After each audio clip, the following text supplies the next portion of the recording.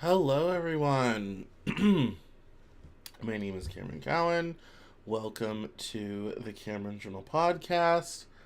Um, I really appreciate everyone for coming by. I am so sorry for these top of the hour technical difficulties. I was trying to get the intro to play. I love Ecamm Live, okay? It's great. It does a lot of really wonderful things. Unfortunately, it can be a bit hard to use, especially on the fly. At times, you have to do everything in a very specific way that just doesn't work with my autistic ADHD brain. I just want to be able to click and do a thing and just go, and it doesn't. You have to be very specific and like super accurate, and it's just so frustrating. Um at times and moments, when I'm struggling to do something, or in this case, I changed where the file for the Newshour is located, and like most computer programs, it does not track when you move a file, and so I needed to go grab the file, and it just became a mess. So, and I needed to re-add it, and that was a mess. And it was stupid as I opened things up. I opened things early to try to get ready for it, and I've been prepped for this all day. And all of my preparations, the best laid plans, fall apart the minute you meet the enemy. Technology, someone years ago when I was like 21 always said anticipate technology failing and have a backup plan for that. And never a truer statement, might I add. So, welcome to the Cameron Journal podcast. And the Cameron Journal News Hour. I did 2 podcast recordings today. My brain is everywhere. This is the News Hour, the Cameron Journal News Hour. Thank you so much for coming to the Cameron Journal News Hour. We have a whole host of things this week to talk about, but there are kind of two things I kind of want to dive into, kind of right at the jump. One, I was in conversation today with my friend, my very leftist friend out in the West Coast. Actually, he's a communist. That's how far left he is. So we don't always see eye to eye on things. But and he and I were talking, and I said I get the impression from the reaction people are having to the Democrats and Trump and this whole present situation. I don't have to listen to anything, so I don't need these. Actually, need these on. The whole present situation and all this type of thing. That people are really looking for the left's version of Trump. What do I mean by that? I mean the following. Trump has continuously been out there running for president, being president, running for president, and then being president for 10 years. And so he's had, for people on the right, especially MAGA people, they've always had him, his movement, as a touchstone to always go back to always believe in, to always have a new narrative, criticizing the Biden administration, criticizing the Obama administration as he was getting ready to run for president, all this sort of thing. And so there's been this, and then we had the whole QAnon thing, and so we've had, they've had that constantly. And I think one of the things, the left is looking for is someone like that. Someone who's always out there, always out front, always, giving a message, always, something that I can, sort of something that they can always touch into and believe in, and this kind of thing. Traditionally, and this kind of gets into traditionally that's not what presidents have done. That's kind of what makes Trump's different. Traditionally, when presidents leave office, they go away. They get the hell out of town, and you don't necessarily really hear from them until the inevitable speaking engagements, which most average people never hear about, or the book deal. So you'll see them on talk shows some months later, all this sort of thing. Now with podcasts, you'll see them on a podcast or two, all this type of thing. But there's usually, sort of going away. In fact, I was reminded of the fact that Lewis Black said one of the problems Hillary Clinton had in 2016 was that she never went away. She was always out there. She was always around. She was always in the mix because they went from the White House. Bill left. She ran for senator of New York. She was senator for 2008, ran for president, lost in the primary to Barack Obama, became Secretary of State, and then ran for president in 2016. So really between like 1992 and 2016, we kind of had this constant, her constant presence. And he kind of credited that with her loss in 2016. Trump has no compunction. And Trump's very good at being in front of the media. That's part of what he does. That's part of his thing. And so that, that is, a kind of a big, part of his appeal, I think. And so I think what people are really wanting from the left is something like that. Kamala Harris has followed tradition. She's out of office. She's gone away. No one has heard a peep from Joe Biden in a month. And so I think people on the left are looking for that type of opposition party leader, much more similar to what they do in Europe. In Europe, when you're the opposition party, you're in parliament, you're, asking questions, you're forming a shadow cabinet, you're releasing statements, you're leading that point of view. Here in this country, we tend to, when you're in power and you're the majority party, you're in the spotlight, and when you're the party that's not in power, you're doing maybe stuff behind the scenes or legislatively, but you're not necessarily out in public. And this is especially true for the presidency. And I think what people are really wanting is for anyone on the left to be the leader that gets them through this, to be speaking out against this, to put themselves out against Trump administration, to, kind of be running already. Someone on TikTok basically said it out loud, and they said she should already start running for president, as if presidential elections aren't long enough. And so my little thesis, and I kind of realized this in conversation with him, although I'd written it down, Trump has changed politics to where there's not this sort of gentlemanly, cordial, they have voted for you, I will go away and give you space. No, now we're living in Trump land. We're living in Trump's politics where, no, you don't go away. You stay in the arena, you stay fighting, you cause problems, you speak out for your supporters. You constantly, fundraise, criticize, sell new products, do new things, and kind of be out there, in force, a voice, an influencer, if you will. And I think, honestly, the first Democrat that figures that out, especially one in an elected position or one that could be in an elected position, the first person who figures that out is going to actually be in a very powerful position. Because if they can kind of replicate that sort of influencer sort of thing, they're going to immediately galvanize tons of support across racial demographics, across geographies. They're going to immediately galvanize a lot of support for anybody who is just unhappy with things currently going on.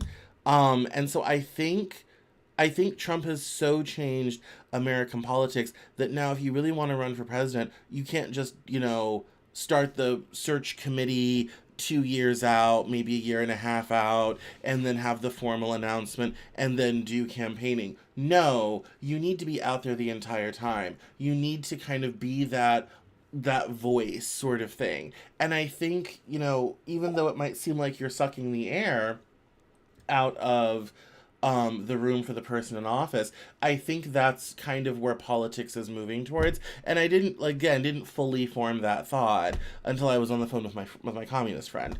I think that's kind of where things are at. Now, as I've said before, I think the left is basically all but surrendered. We are waving the white flag over here. Please be nice to us as prisoners of war. And I think, there's definitely a big retreat. It's only been a month and 4 days, 34 days Trump's been in office, and only 1,500 more to go. And I think that is, I think there's, people are still figuring things out, but I think it's still kind of a surrender situation. Now, that being said, whoever can put themselves out there and galvanize the support around themselves to kind of, put together back, the army and the people and give them something to believe in again, very similar to what Trump did in 2021, then that person's going to have a lot of support. And they're going to immediately have a national political profile. So I think politics have changed in a way that I don't think the Democratic Party understands at all. No new news there. Politics changes all the time. The DNC is completely unaware. And so I think, that would kind of be the question I would be asking of DNC consultants right now is, okay, we need, the party needs influencers. The party needs, people out and about having these types of conversations. And perhaps they shall start watching my show. But in the meanwhile, the other thing I wanted to kind of mention, and it was something that I worked on over December, and I haven't mentioned enough, and I want to start talking about it in pretty much every interaction I have with people. And that is kind of putting that aside. This political moment, we did not arrive here by accident, not by far. It was very intentional. Oh, there's a lot of factors. I've spoken on so many factors. There's a lot of factors involved. But the reality is we did not arrive here by accident. It was intentional.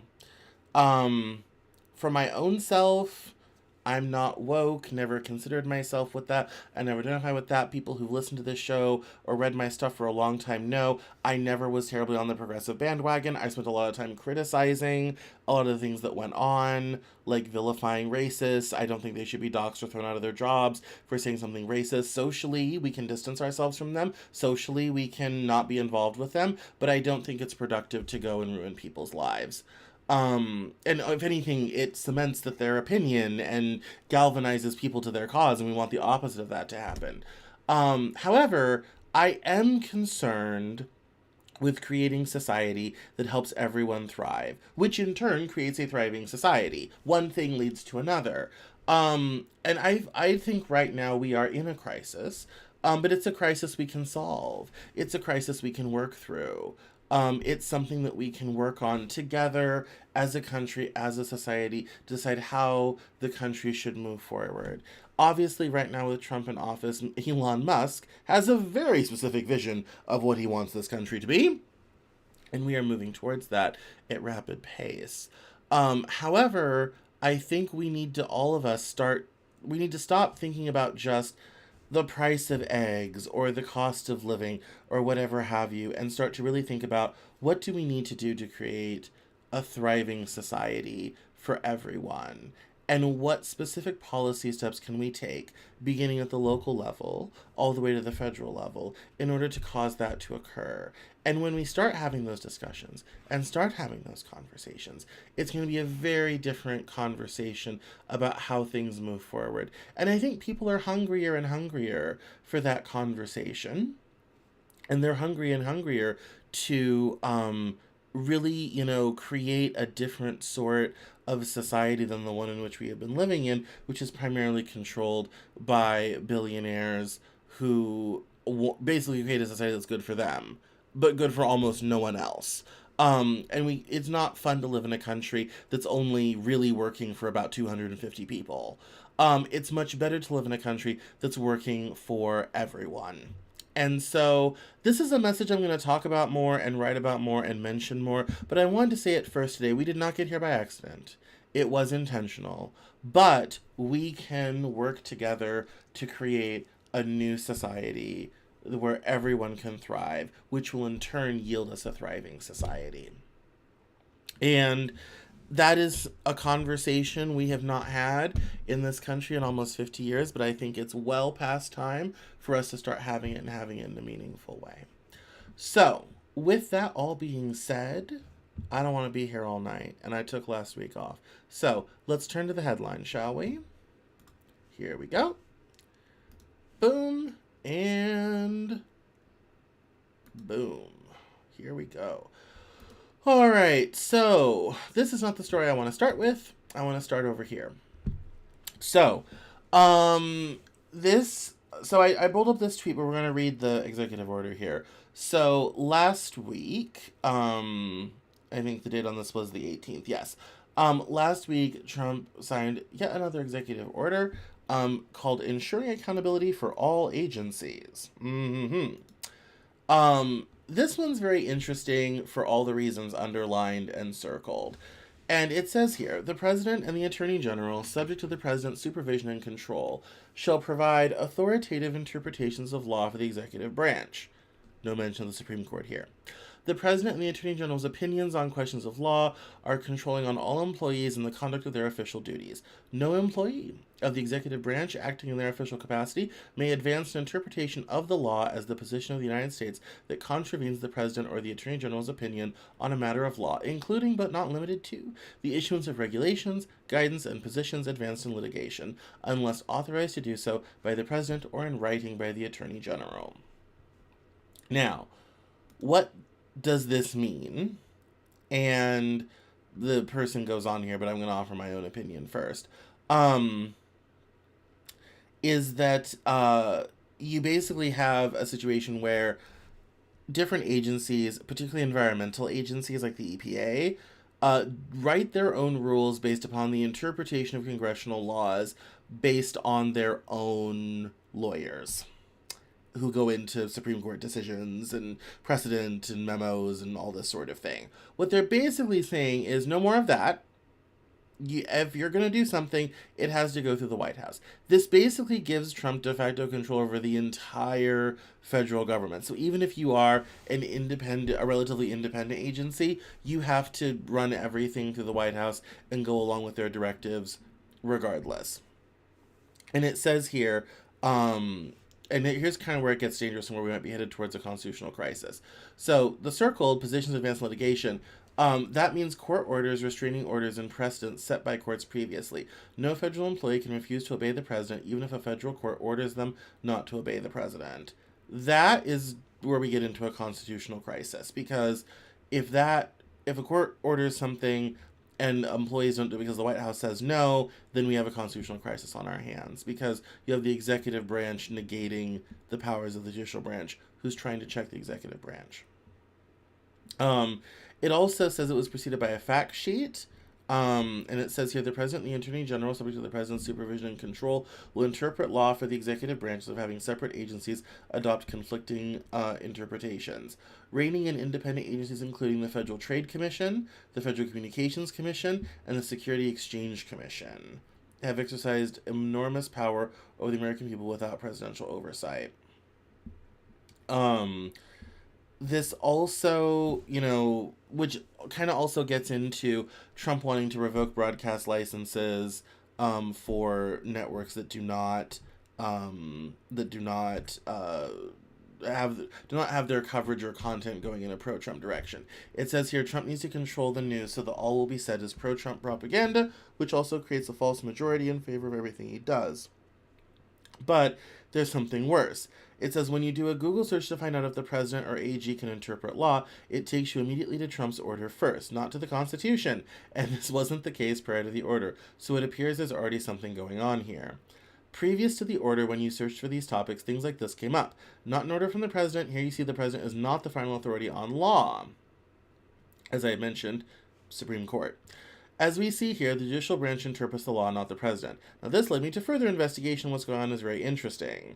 And so he goes down and does another Google search and notes that AI is already changing things around, pulling from this fact sheet and the order rather than the Constitution. So the reality is that you have this kind of two principal situation where Trump is trying to seize back power from the judicial branch that has been vested in it since Marbury versus Madison in 1803, and then you have this kind of blanket violating executive orders will result in being fired, and that the courts basically cannot be able to stop them, and that violating a court order is on the table.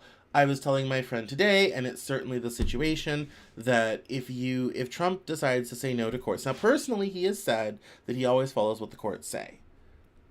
That may not be so true for Elon Musk and other people, but Trump says that he's going to go along with the courts. If ever they don't, and that can happen at any time, any day, any hour, it can happen while this sentence is leaving my mouth. we have a constitutional crisis, because that basically means the executive has all the power and they can interpret whatever laws they want to. They even need a law, sort of thing. And the court, it essentially neuters the powers of the courts. That's a very dangerous situation, because then there's no there's no process to get a grievance redressed. There's no process for justice. There's no process for the system to make one whole in order to counter any sort of executive action. So if you're a state and you get an executive order saying you have to comply with this, you would go to court and say, no, I don't have to, and here's why. With this, if they start ignoring court orders, that all goes away. And then we're in a constitutional crisis, and then possibly violence.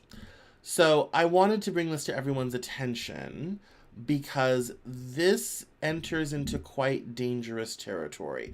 This is where having a system, a small r, Republican democracy, is very important, and this is what it looks like when you start to lose it. And I'm mindful of Benjamin Franklin's famous quote, "A republic, if you can keep it." Now, I want to... Oh yeah, we'll do this now. Okay, so this was a great Substack called The Hartman Report, guest writer of Greg Palast. I do not mean to start a conspiracy or a rumor. I find this interesting. This person, Greg Palast, writing for The Hartman Report, maintains his thesis is that if all legal voters were allowed to vote, if all legal ballots were counted, Trump would have lost Wisconsin, Michigan, Pennsylvania, and Georgia, and Harris should have won. This sounds like 2021 copium from the Trump side, but let's continue. The key numbers the part of this post that I thought was interesting were the key numbers. It says here, and we knew about some of this leading into the election, and it was covered well by particularly Rachel Maddow, but others. It says here 4,776,706 voters were wrongly purged from voter rolls according to U.S. Elections Assistance Commission data. We knew about that in 2022, and this happens every election cycle, and it's worse in red states than blue states. It says here, by August of 2024, for the first time since 1946, self-proclaimed vigilante voter fraud hunters challenged the rights of 317,886 voters. The NAACP of Georgia estimates that by election day, the challenges exceeded 200,000 in Georgia alone. No fewer than 2,121,000 mail-in ballots were disqualified for minor clerical errors, exemplar gratiae, postage due. At least 585,000 ballots cast in precinct were also disqualified. 1,216,000 provisional ballots were rejected, not counted, and 324 million new registrations were rejected or not entered on the rolls in time to vote. If the purges, challenges, and ballot rejections were random, it wouldn't matter. It's anything but random. For example, an audit by the state of Washington found that a black voter was 400% more likely than a white voter to have their mail-in ballot rejected. Rejection of black in-person votes, according to the U.S. Civil Rights Commission study in Florida, ran 14.3%, or 1 in 7 ballots cast. There are also the uncountable effects of the explosive growth of voter intimidation tactics, including bomb threats that closed 31 polling stations in Atlanta on Election Day.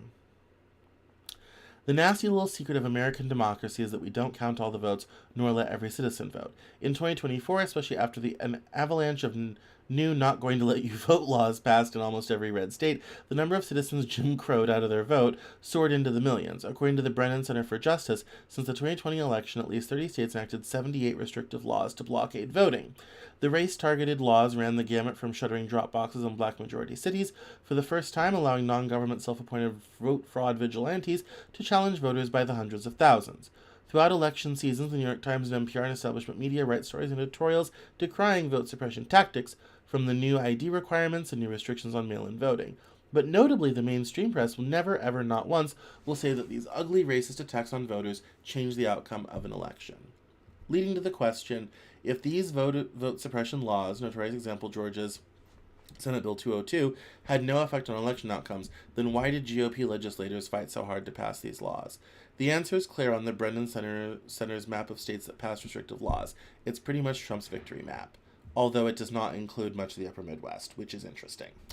So it didn't help them out in Wisconsin, Michigan, or Pennsylvania. It didn't help them out in Virginia. It didn't help them out in Nevada either. And then it goes on for a while, and I'm not going to get into all of it. But I thought the numbers were interesting. The race aspect of it was interesting. Before the 2016 election, there was a guy from Kansas named Scott Brownback that was going around selling this new voter roll purging software that did an absolutely terrible job. Now, Scott Brownback got drummed out of Kansas for his disastrous tax policies. When he was governor that almost drove Kansas into the ground. So his second act was to go around selling this voter roll software that would help states and counties and voting districts clean up their voter rolls. It was found, especially if you had a difficult name, a similar name, oddly spelled name, to bounce you out of the system, whether you were legitimate or not. It was found to be incredibly inaccurate. His software never really got off the ground. Oops, that was my phone. His software never really got off the ground, but it definitely did kind of do enough damage. And let's forget how we got here. In 2020, for the pandemic, a lot of states and a lot of election boards and secretaries of state kind of, without assistance from the legislature, changed a bunch of rules about voting. The most significant one was states that had never allowed no excuse absentee mail-in voting suddenly allowed it, like in Pennsylvania. A lot of things happened. The Republican response, because Republicans control most state legislatures, was to immediately ban most of that stuff, prevent election boards and secretaries of state from making changes, all this sort of thing. That was kind of the move in 2021, extending from the 2020 election and onward. Also, they passed laws allowing for state legislatures to change the slate of electors at will in a couple of cases. And this was covered at the time, all this sort of thing. And, judging by these numbers and this research, it seems like it had the significant and desired effect. Now, longtime readers and listeners will know I am very much in favor of voter ID. I'm in favor of national voter ID, mostly so this can't happen. Rather than leaving it up to the states and all their pernicious issues, make it national, make it free. And then we can have a set standard that everyone has to follow. Much easier, and the states can take their voter roll marching orders from Washington. That's much better than leaving it to all of this mystery and leaving the states to do it themselves. That would definitely cut down on all of this. But some of these numbers are absolutely staggering. Like the 2 million mail-in ballots that were disqualified for minor clerical errors like postage due, all this type of thing. Absolutely insane. Absolutely insane. So like I said, I'm not trying to start a conspiracy. I'm not trying to say that Trump's win wasn't legitimate. Nothing along those lines. But I think this is an interesting sort of thing. And I think it is our responsibility down the road, starting in 2026, but also to 2028, to make sure that the voter rolls are honest, people who are supposed to be registered to vote are registered to vote, and that, if you're voting by mail, please use postage, and also, and if you feel like you registered and you didn't get your voter card back from them, check in on that, make sure to participate in democracy, because there's active efforts to make it harder for people to vote. As far as vigilante vote fraud hunters, those should be outlawed. I've seen people who do that. They will, and it's usually someone who's retired who has time, they will sit there and they will find some reason to contest every single ballot they can get a hold of, every person, compel them to come in and cure their ballot or prove they're a citizen or whatever have you, and just make it a huge deal in order to get ballots thrown out. That's extended before this, but you can do it more places now. And so now you have this, especially when you get these narratives that there's all, these people who are voting who shouldn't be voting and all this type of thing. You have screwed with what's supposed to be the most trustworthy elections in the world, and now we have this situation. So, the next story I want to get to is from the lovely Joyce Vance. And it's called Friday Night Massacre in the Military. This is fresh off the presses. This happened over the weekend. Friday night, the head of the Joint Chiefs of Staff, who's black, and the Navy's top admiral, who is female, were fired, along with the most senior judge advocates general, JAGs, for the Army, Navy, and Air Force. Air Force General Charles Quinn Brown, the African-American chairman of the Joint Chiefs of Staff and advocate of anti-racism training in the armed forces, has been replaced by Dan Raisin Kane. Kane is a retired Air Force lieutenant general with none of the traditional qualifications for this position and whose return to active duty from retirement will require a legal exemption. Trump made it clear that Kane possessed the key quality he looks for in all his top-level appointees: loyalty. In announcing the selection, he recounted the story of meeting Kane in 2018 when Kane supposedly said, "I love you, sir. I think you're great, sir. I'll kill for you, sir." Trump claims he then put on a Make America Great Again hat. Laughing, Trump said, "You're not allowed to do that, but they did it." It forces the question, is Donald Trump trying to turn the military into a political weapon, just like he's trying, at least partially succeeding, in doing at the Justice Department? The Founding Fathers created a military with civilian leadership to minimize the prospect of a takeover by a military strongman. The principle of civilian leadership of the military is so deeply ingrained in Western democracies that it's a requirement for inclusion in NATO. I am obviously not an expert in how the military functions, but I am a student of democratic institutions and their vitality. So I look at what happened Friday night through that lens. Civilian control of the military was already in the hands of a former Fox News host with an admitted drinking problem, which is now public. Now, competent military leaders are being dismissed for no apparent good reason. And that's the heart of it. Why dismiss them? Why on a Friday night? Why so many and all at once? And why all the judge advocates general? Members of the JAG Corps, for instance, respond to legal questions about rules of engagement, targeting, intelligence law, and detainee operations. They are military lawyers whose core functions involve military justice and law of war. They offer advice on questions including what constitutes an illegal order, what's a war crime, what's a constitutional violation. Replacing their leadership with Trump loyalists could have serious implications for how the military reacts in a number of situations, including assisting with mass deportations and policing protests, which they are currently prohibited from doing by the Posse Comitatus Act. Members of the military take an oath to the Constitution, not a loyalty oath to the President. The idea of loyalty to the Constitution is deeply ingrained in the officer corps and among senior enlisted soldiers, but principles can be undercut, and the concern is what Trump and Hegseth are putting in motion. When I first came across this, I was really shocked. I mean, I wasn't surprised, but I was still shocked because, Trump's always going on and on about the military. But I think because there was so much pushback during the first term, particularly from Milley, but others, that he wants to have, as she said, everyone around him to love him, to be loyal to him, all this sort of thing, and to really be on board with whatever he wants to do.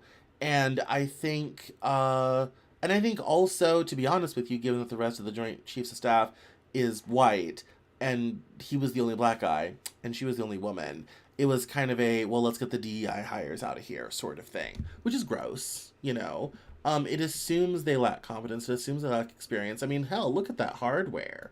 I mean, that's a lot of hardware, folks. And so it is, this is just another instance of Trump changing the government to suit his own vision and going against long-standing traditions and norms and values of our country in order to enforce his own will. And that's not necessarily a good thing. It's another, sad moment for democracy. So it's really unfortunate, but I'm so glad that we have Joyce Vance here to walk us through it. Let's definitely move on to Ukraine. So, as everyone knows, we have a potential peace deal on the table to end the war in Ukraine. And the headline is great. Zelensky and Trump trade blows as feud escalates over peace talks. President Trump called Volodymyr Zelensky a dictator without elections after the Ukraine president said Mr. Trump was in a web of disinformation. It says here, the simmering feud between President Volodymyr Zelensky of Ukraine and President Trump escalated on Wednesday when Mr. Trump mocked his counterpart in a post filled with falsehoods, calling him a dictator without elections. Brief drink.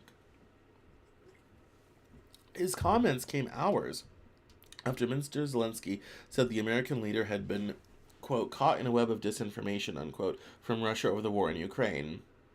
The pointed exchange was set off by a meeting of American and Russian officials to open talks on ending the war in Ukraine that excluded the Ukrainian government. After that meeting in Saudi Arabia on Tuesday, Mr. Trump suggested that Ukraine had started the war, a comment that brought a strong rebuttal from Mr. Zelensky on Wednesday morning.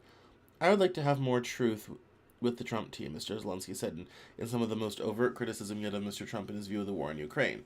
Mr. Zelensky summoning reporters to his presidential office in Kyiv, a building still fortified with sandbags, said that the U.S. president was living in a web of disinformation. In a post on his Truth Social account, Mr. Trump responded with a scathing attack on Mr. Zelensky.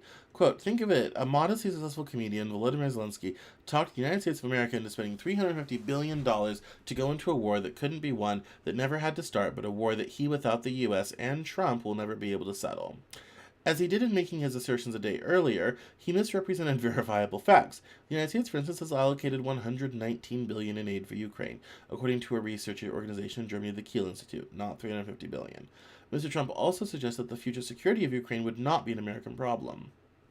Quote, this war is far more important to Europe than to us, unquote, he wrote. Quote, we have a big, beautiful ocean of separation, unquote. The deepening feud threatens to undermine Ukraine's war effort and further weaken its position in the peace talks that have already started between the U.S. and Russia, notably without Kyiv's involvement. Mr. Trump's fixation on the U.S. being repaid for military and financial assistance over 3 years of war could put a stop on any future aid package to the war-torn country. Ukraine has long been dependent on regular American deliveries of air defense weapons, shells, and other types of ammunition to sustain its fight against Russia. Let's be honest, without the U.S., it would be very difficult for us, General Kyrylo Budanov, the head of Ukraine's military intelligence agency, said on Wednesday. Kyiv has pushed for a seat at the negotiating table with Russia, but Mr. Trump's portrayal of Moscow as a willing partner in peace talks and his dismissal of Mr. Zelensky as an illegitimate and ineffective leader risks further sidelining Ukraine. And then it goes into the elections and how the war is going, and the bodies piling up on both sides. And it says here, Mr. Putin said, here it says, why are they being hysterical, Mr. Putin said, apparently referring to the Europeans. Hysteria is not appropriate here. Mr. Putin said that Mr. Trump told him in their phone call last week that, quote, the United States expects that the negotiating process will take place with the participation of both Russia and Ukraine, unquote. Quote, no one is excluding Ukraine from this process, unquote, Mr. Putin said. Mr. Zelensky delivered his comments on the same day that Keith Kellogg, the retired general appointed by Mr. Trump as his special envoy to Ukraine and Russia, arrived in Kyiv for a 3-day visit to discuss possible ways to end the war. Speaking from Kyiv's railway station upon arrival, Mr. Kellogg said his mission would be to, quote, sit and listen to Ukraine's concerns. The United States, he said, understands Ukraine's need for security guarantees and the importance of sovereignty of this nation. Remarks that contrasted sharply with Mr. Trump's disparaging comments from the day before. Mr. Zelensky said he wanted to take Mr. Kellogg to the front line so he could see the war firsthand. Hoping the visit might pierce Mr. Trump's disinformation bubble, he urged the American envoy to speak with civilians and soldiers and ask them, quote, whether they trust their president, what they think of Putin, and what they think of Trump after his statements, unquote.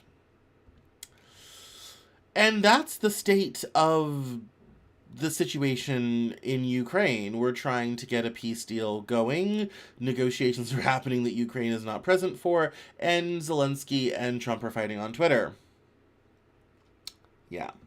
Oh, this is a good picture. The 38th Separate Marine Brigade firing a Grad self-propelled 122mm multiple rocket launcher at a Russian target from Pokrovsk, front line of eastern Ukraine. Nice picture. So that's what's going on in Ukraine. If you've been wondering what the story is there, what's happening, why people are saying things on social media, that's kind of what's happening with the whole situation. I mean, any peace talks without Ukraine being present is insane. So whether that's actually going to happen or not remains to be seen. I definitely can see a scenario where the United States and Russia come to some sort of deal and Trump twist Zelensky's arm to take it. They've already tried to get Ukraine to sign up for a $500 billion debt to the United States to pay back everything. They're also have twisted their arm to get them to sell us rare minerals that are in Ukraine for the next 10 years. So I have a sneaky suspicion Trump's going to do a deal with Putin and Ukraine will just be forced to sign it. And I feel very sorry for Zelensky. And then obviously there's already a call for new elections. So they've already asked him, will you step down for peace? They're basically and this also, Zelensky, getting rid of Zelensky is a priority for Putin for the simple fact Putin wants this is what he's always wanted, a Moscow-focused regime in Kyiv. And if he can achieve that, things will go back to the way they were before the war, and Putin will be relatively happy, especially given that he's able to keep the territory that he's keeping. That's the end game here. So Zelensky's got to go. There's probably going to be a peace deal between the U.S. and Russia that involves Ukraine. Zelensky will get thrown out. A pro-Russian Putin puppet will get installed, and everything will go back to the way it was. Unfortunately, and then there's going to be a big rebuilding project, which is incredibly unfortunate, but will make for a great investment opportunity for certain people. Moving right along. I wanted to get some. I found this really great Twitter thread that went through the savings of the Doge efforts. So, for those of you that don't know, Doge, the Department of Government Efficiency, that's not a real department, is being run by Elon Musk, and they are going around the government cutting jobs, ending contracts, and quote unquote saving money. But when you dig into the numbers, they're not really saving as much as they would say. So they say that they've saved 55 billion. But thanks to this person digging into the numbers, including numbers that they posted themselves from their own account, it's already not quite as much as it's supposed to be. It says here the single biggest ticket item is a DHS contract listed as saving $8 billion. That's a huge contract, but no, it's $8 million. They must have tried to automate scraping the FPDS form and failed. That means we're down to $8.5 billion in savings. The next three biggest ticket items are all U.S. aid contracts listed as $655 million each, so $2 billion total. Wow, a lot. Wait, these are IDVs, not contracts. The $655 million is the entire set-aside being triple counted. In the first 5 years, only $73 million was awarded and only 2 years remain. So now we're already down to 6.5. And then it also says the next biggest item is an IT services contract for the Social Security Administration worth $1 billion. Well, this contract spans 6 years, 80% has already been spent, and $240 million of savings will be spread over the next 3 years for $80 million a year. And it says here, and so basically the point was, out of all of this, is that even despite the people fired and all this type of thing, their top line number they're quoting is not nearly what it is based upon their own posting. Now, when people ask me about this, and I've talked about this in the Newshour and all this type of thing, I'm not entirely opposed to going through and getting rid of government waste. They're about to go to the Pentagon. Lots of waste there. And the wastes are named Raytheon, Lockheed Martin, and Boeing. Lots of waste there. Wonderful. And they've announced that Trump has announced in their budget that they want to cut defense spending by 40% over the next 5 years at 8% a year, and Mr. Hegseth has already been notified about that. So there's already going to be a big drawdown on defense spending, which I have wanted to argue, I've wanted to happen for 10 years. So no complaints there. But I do think that the Department of Government Efficiency, who talks about transparency, should be honest about the savings that are there. And I think the most interesting part is, so far, unless I've missed something, they have not found anything fraudulent or poorly done. What they have found is a lot of money set aside for legitimate things that were authorized by Congress. Now, there was a kind of a weird story about Stacey Abrams and her $2 billion for her NGO. I found out what that was about, because that headline was running around. I found out that she it was part of, actually really just sitting on the board of this NGO who was working on rural electrification and sanitation services throughout the South, and they were going to be focused on doing that, and those were government grants set aside for that. And apparently the Biden administration just did that, but the money was already there, sort of thing. It doesn't look good. I don't think it's illegal or bad. And Lord knows people do need those things in the South. There's a lot of people who don't have access to sanitation, like sewers and septic tanks and things like that. And there are certainly areas that need electrification. But the fact that it was kind of, this sort of pop-up organization that has no history, not a lot of real staff, and they're getting $2 billion, certainly doesn't look great. Obviously, this is going to continue to be in the news. Obviously, this work is going to continue to go on. I would always encourage people, do not emotionally respond to every single headline you see. Keep calm, carry on. This was a very interesting story from the Times last week. Every 100 years, America produces a Robert Kennedy Jr. As everybody knows, RFK was confirmed as Health and Human Services Secretary, and he wants to do a lot of things. He wants to raise food standards, get chemicals out of food, and he thinks that anyone who has a mental illness is addicted or on an SSRI should be sent to a wellness camp in order to detox for as long as it takes. That is how concentration camps in Germany started in the 1930s.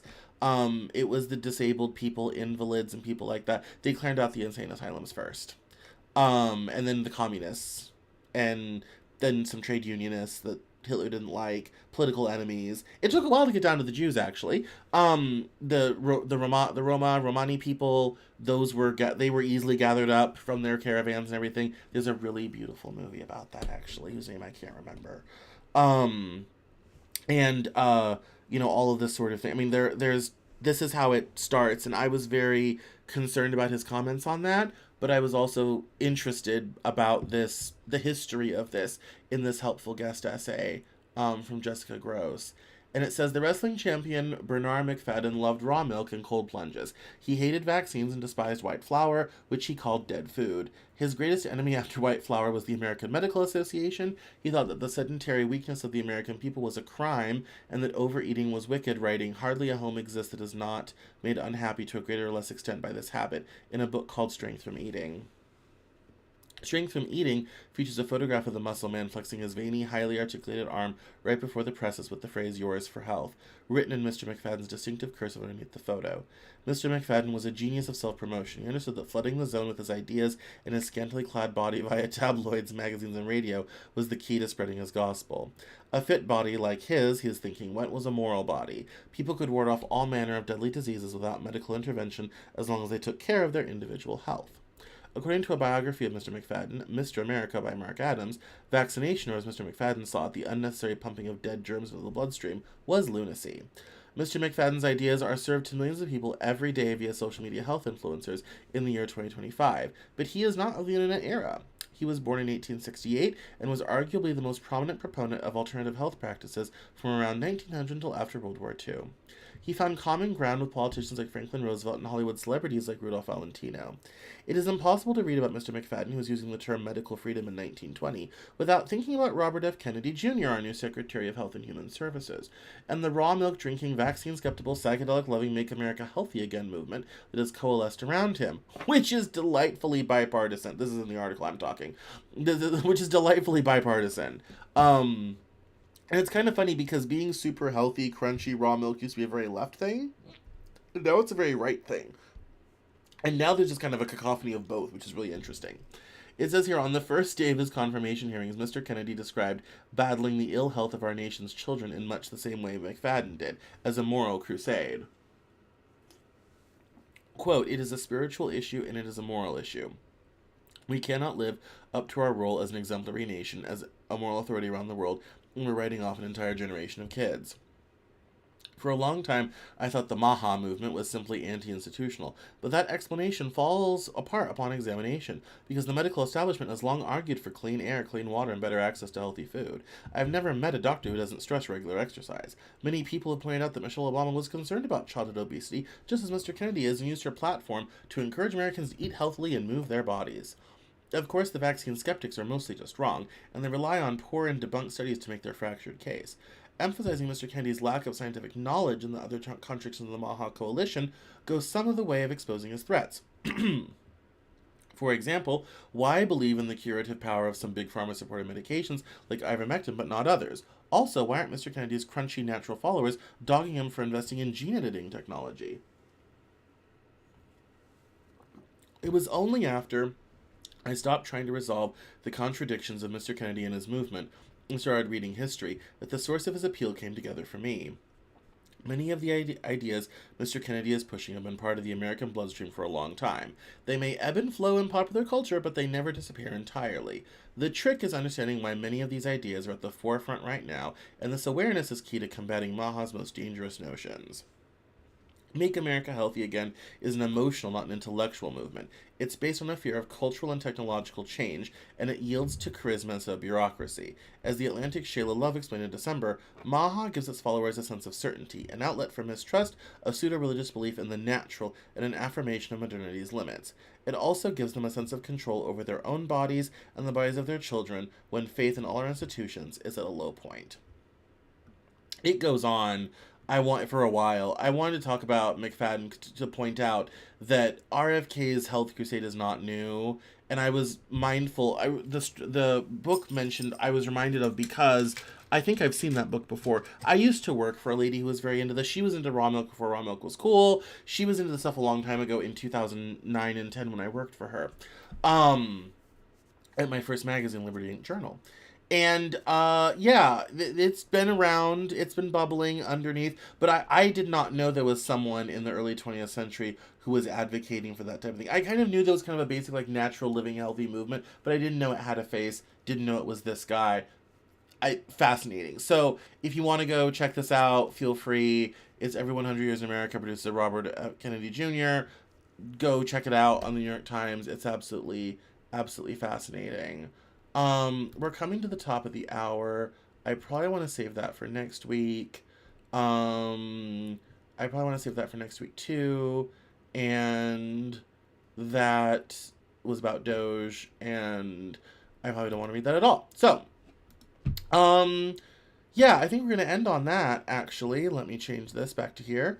Because we're at the almost at the top of the hour, and I don't want to. The All Men Need Heroes article is cool, but it gets into a greater conversation about men and masculinity, including someone I interviewed this week whose interview will come out in April, and I want to have a bigger conversation about that. So, we're not going to do it right now. We're going to take a break because it's been a long day for me. I've already done 2 recordings today. It's been exciting, but I love you all so much for coming and watching. I really appreciate it. Make sure to keep an eye on the Cameron Journal this week. We have great interviews, including Nikki Ballou. Will be out tomorrow. He's a great businessman for my business listeners. If you want to hear a story of a woman whose husband was from Palestine, who lived in Palestine in the 1970s, I believe, and whose husband was involved in the Palestinian Authority, Dixie Ann Halaj, that interview is up now as well. And also, most importantly, the interview with Dr. James Augsbury, whose book is coming out next week, who I helped edit and put together, is also available today. So check out this week's interview. The newsletter from Saturday did not reach everybody like it was supposed to. We're still having some issues there, so make sure to go read that. We have great and exciting content for you all week long. So, my name is Cameron Cowan. This is the Cameron Journal News Hour. Thank you so much for keeping up with us. If you want to follow me on social media, head over to CameronJournal.com. The links are at the top. You can't miss them, but I'm at Cameron Cowan on Twitter, at Cameron Journal, pretty much everywhere else. And I'll see you next Monday. So, talk soon, everyone. Bye-bye.